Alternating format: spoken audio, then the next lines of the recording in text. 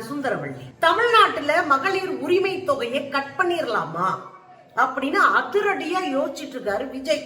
பெண்கள் பேர் அதிர்ச்சியில இருக்கிறாங்க. இந்த நிதி நெருக்கடியை காரணமா காட்டி முக்கியமான பெண்களுக்கான வாழ்வாதார திட்டங்களை க்ளோஸ் பண்றதுக்கு முடிவு பண்ணியிருக்காரு விஜய். என்ன நடக்குது தோழர்களே? நமக்கு நல்லா தெரியுங்க, இன்றைக்கு இந்தியாவிலே தமிழ்நாடு தான் பெண்கள் அதிகமாக வேலைக்கு போய் பொருளாதாரமா சொந்த காலில் நிக்கிற மாநிலங்களில் முதலிடத்தில் இருக்கு. பெண்களுக்கு வேலைக்கு போய் சொந்த காலில் நிக்கிற மாநிலம், அதுல முதலிடத்துல தமிழ்நாடு. இந்த தமிழ்நாடு பொருளாதார ரீதியாக பெண்கள் சுயமா நிக்கிறதுக்கு பெரிய திட்டங்கள் எல்லாம் வகுத்தாங்க.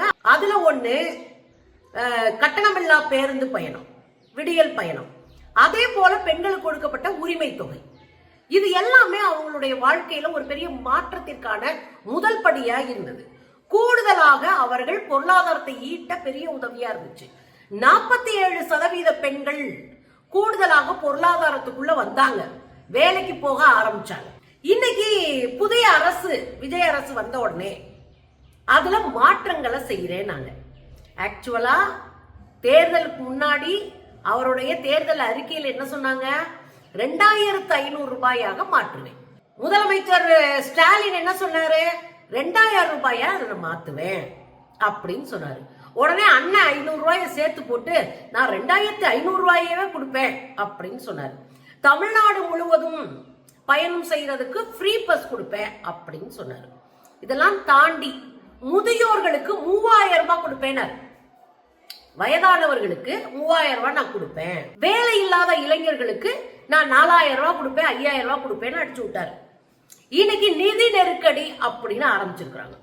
பதவியேற்ற அன்றைக்கே விஜய் என்ன சொன்னாரு? எங்க நிதி நெருக்கடியில எங்களை வச்சுட்டு போயிட்டாங்க, 10 லட்சம் கோடி கடன்ல வச்சுட்டு போயிட்டாங்க, நாங்க அதை எப்படி சமாளிப்பதுனே தெரியல அப்படின்னு முதல்ல ஒரு கொக்கி போட்டார். உண்மையில என்ன நிதி நெருக்கடி? தமிழ்நாடு 34 லட்சம் கோடி ரூபாய் வரையும் பொருளாதாரத்தை வளர்த்து வச்சிருக்கு. 34 லட்சம் இப்போது 40 லட்சத்தை நோக்கி நகர்ந்திருக்கோம். ஒருவேளை திமுக அரசு இருந்திருந்தா அவங்களுடைய நோக்கமே 40 லட்சம் கோடி பொருளாதாரமா ஜிடிபியை உயர்த்துவது. திமுக ஆட்சியில பொருளாதாரமாக தமிழ்நாடு நம்பர் 1 இடத்துல இருந்துச்சு. 2 இலக்க வளர்ச்சியை அடைந்திருந்தது. 11.19%, அடுத்து 10.18%. இப்படி வளர்ந்துட்டே இருந்துச்சு. டபுள் டிஜிட்ல இருந்த ஒரே மாநிலம் தமிழ்நாடு. ஆனா என்ன ஆச்சு அது பிறகுனா, 10 லட்சம் கோடி கடன்ற கண்ணம் மூடிக்கிட்டு மக்கள் மன்றத்துல ஒரு பொய் பரப்புனாரு விஜய் குரூப். ஆனா உண்மை என்னன்னா, பெரிய அளவுல பொருளாதாரத்தை உற்பத்தி பண்ற ஒரு மாநிலம். இன்னொரு கணக்கையும் சொல்றேன், இந்தியாவிலே தனி மனிதர்களுடைய வருமானம் அதிகமா இருக்கிற மாநிலங்களில் முதலிடத்தில் தமிழ்நாடு இருக்கு. இங்க இருக்கிற ஒவ்வொரு ஆளும் மற்ற மாநிலங்களை விட சம்பாத்தியத்தை கூட சம்பாதிக்கிறாங்க. அதனால இங்க வாங்கும் சக்தி இருக்கு, பொருளாதாரம் ஸ்திரத்தன்மையோடு இருந்துச்சு. இதெல்லாம் கணக்கிலே எடுக்காம கஜானாவை காலி பண்ணிட்டாங்க. 1 லட்சம் ரூபாய் சம்பளம் வாங்குறவனுக்கு 23,000 கடன்றது ஒரு பெரிய விஷயமா? இதான் சிம்பிளா உங்ககிட்ட கேட்க வேண்டியது. இந்த பணம் இல்ல, கஜானா காலின்றதுனாலேயே பல நலத்திட்டங்களை கடப்புல போட்டாங்க. மகளிர் உரிமை தொகையை கொடுக்கறதுக்கு அவங்க கையெழுத்து போடல. ஆனா நாம தொடர்ந்து அவர்களை வலியுறுத்தி அவங்கள அழுத்தம் கொடுத்து இந்த 1000 ரூபாயாவது போட்டு விடியா அப்படின்னு போட வச்சோம்.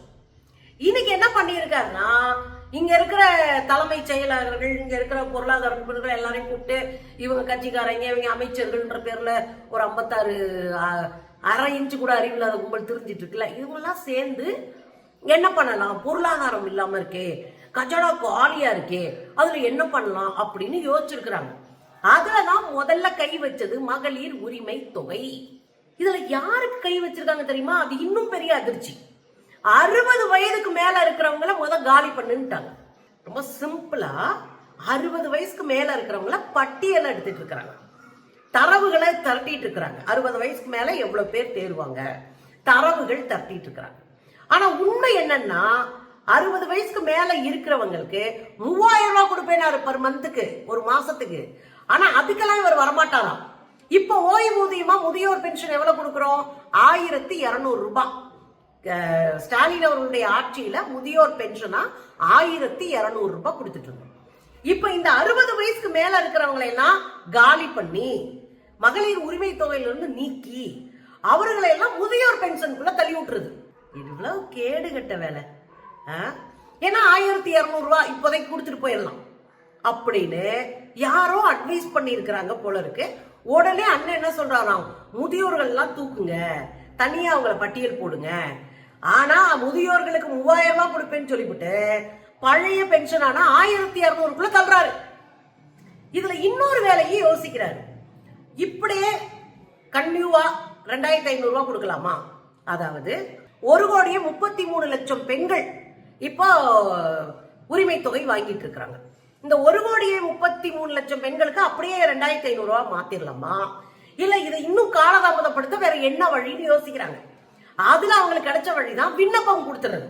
திரும்ப ஒரு ஃபார்மை கொடு, அதுக்கு சில ரூல்ஸை ரெடி பண்ணு, அந்த ஃபார்மை கொடுத்து இவங்க ஃபில் பண்ணி அதை ஃபில்டர் பண்ணி வந்து செக் பண்ணி எல்லாம் முடிக்கிறதுக்கு 2-3 வருஷம் ஆகி போயிடும். ஏற்கனவே இதெல்லாம் செஞ்சு ரெடி பண்ணி வச்சிருக்கு திமுக அரசு. அதை அப்படியே கன்டினியூ பண்ணாலே போதும். ஆனா இவர் அப்படி பண்ணல. ஏன்னா கொடுக்க காசு இல்ல, கஜானா காலி. கஜானா எல்லாம் காலி கிடையாது, அன்றாட வர வேண்டிய வரியெல்லாம் வந்துட்டு தான் இருக்கு. ஆனா இங்க ஒப்பந்தம் போடப்பட்ட நிறுவனங்கள் எல்லாம் வெளிமாநிலத்துக்கு ஓடிட்டு இருக்கு. அப்ப வேலை வாய்ப்பு இல்லாம போகுது. பெரிய நெருக்கடியான சூழ்நிலை தமிழ்நாடு மாட்ட போகுது. நெருக்கி பல லட்சம் கோடி வெளியே ஓடிடுச்சு. இவங்களுடைய ஆட்சியில கையெழுத்து போடப்பட்ட ஒப்பந்தங்கள் பக்கத்து மாநிலத்துக்கு போய் அங்க இருக்க குப்பம்ன்ற பகுதிக்கு போயிடுச்சு, ஆந்திரா குப்பம். இப்ப இதெல்லாம் மைண்ட்ல வச்சுக்கிட்டு எப்படி இந்த பணத்தை வசூலிக்கலாம், எப்படி இந்த பணத்தை பெருக்கலாம்ன்றதெல்லாம் விட்டுட்டு என்கிட்ட காசு இல்ல, உனக்கு திட்டமிடல் இல்லை அப்படின்னு புதுசா ஒரு 3 வருஷத்துக்கு இதை தள்ளி போடுறதுக்கான வேலைகளை செய்கிறார்கள். அவ 3 வருஷத்துக்கு 1000 ரூபாயா கொடுத்தா போதும் இல்ல. திமுக அரசு திட்டமிடணும். அவங்க ஃபார்ம் கொடுத்தாங்க, அதை ஃபில் பண்ண சொன்னாங்க, சில நாம்ஸ் வச்சாங்க, சில அடிப்படை விதிகளை வச்சாங்க, அதை போய் சரியா செக் பண்ணாங்க. அதுக்கப்புறம் இந்த 1000 ரூபாய் கொடுக்கப்பட்டது இல்லையா? அதுக்கு ஒரு டைம் தேவைப்பட்டது. ஏன்னா இதை ஃபுல்லா செய்யணும். இப்ப ரெடியா இருக்கு, ஆல்ரெடி வாங்கிட்டு இருக்கிறாங்க. நீங்க அப்படியே 2,500 ரூபாய் போட்டு விட்டுறலாம்.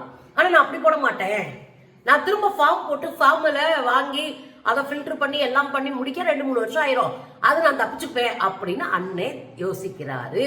அப்போ ஒரு விஷயம் ரொம்ப நல்லா புரியுது. நிதி நெருக்கடி, நிதி இல்லை என்கிற காரணத்தை சொல்லி பெண்களுக்கான நலத்திட்டம், முதியோர்களுக்கான நலத்திட்டத்தை கிள்ளுக்கிற மாதிரி தூக்கி எறிகிற ஒரு அயோக்கியத்தனமான அட்வைஸை யாரோ கொடுத்திருக்காங்க. அத அண்ணன் மண்டையாட்டிட்டு உட்கார்ந்து இருக்கிறாரு. இந்த வயோதிகர்கள் இருக்காங்களா 60 வயசுக்கு மேல, அவங்க பிள்ளைகளை சார்ந்து வாழக்கூடாதுன்னு தான் அவங்களுக்கு முதியோர் பென்ஷன் ஸ்கீமவே நம்ம கொண்டு வந்தோம் தமிழ்நாட்டுல. அப்ப பிள்ளைங்களை சார்ந்து வாழாம குறைந்தபட்ச சுயமரியாதையோடு அவங்களுக்கு இலவசமா கிடைக்கிற தானியங்கள், அரிசி, பருப்பு, அதோட இந்த ரூபாயை வச்சுட்டு ஓரளவு காலத்தை ஓட்டிடலாம் அப்படின்னு தான் அவங்களுக்கு கொடுக்கப்பட்டது. ஆனா நீங்க 3000 ரூபாய் கொடுக்குறேன்னு சொல்லிவிட்டு அவங்கள தூக்கி இந்த 2000 கூட கிடைக்க முடியாத அளவுக்கு 1200 ரூபாய்க்குள்ள போடுறீங்க. இது நியாயமே இல்லை. ஆக இந்த திட்டத்தை கிடப்புல போடுறதுக்கு, உடைக்கிறதுக்கு, காலி பண்றதுக்கு ஏகப்பட்ட திட்டங்களோடு அண்ணன் விஜய் இறங்கி இருக்கிறாரு. ஆக மொத்தம் தவ்வி விழுந்துகிட்டு ஓட்டு போட்டீங்கல்ல, அப்படியே கொண்டாடி ஓட்டு போட்டீங்கல்ல, அண்ணன் அறுத்து தள்ளிடுவாரு, அப்படியே கட்டி எழுப்பிடுவாரு. நீங்கல்ல இருக்கிறதையும் உருவிக்கிட்டு வெளியே நிக்க வச்சிருக்கிறாரு. என்ஜாய் பண்ணுங்க மக்கா.